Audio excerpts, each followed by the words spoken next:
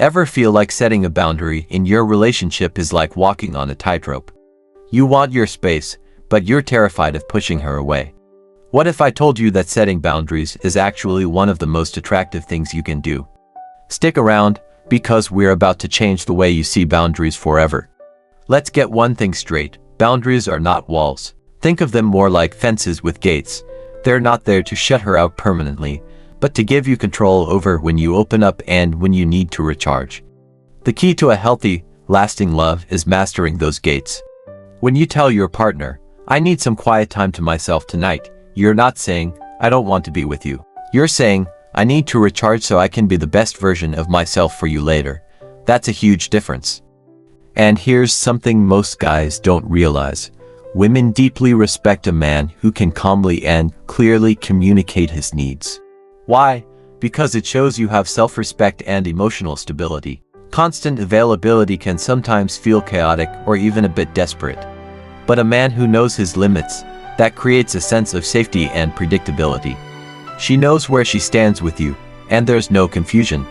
That stability is far more attractive than the emotional roller coaster of guessing what you need. So, how do you do it without starting a fight? The secret is in the delivery. You need to speak from your own feelings, not from a place of accusation. Instead of saying, "You're always overwhelming me when I get home from work," which immediately puts her on the defensive, try a softer approach. Say something like, "I feel really drained after a long day, and I need about 30 minutes of quiet time to decompress before we catch up." See the difference? The first one is an attack. The second is an explanation of your emotional state. It's an invitation for her to understand you, not a criticism of her behavior. This approach protects your peace, and that peace is the very foundation that keeps your connection strong and healthy. Remember this: relationships rarely die from a little healthy distance. They die from unspoken resentment that builds up over time.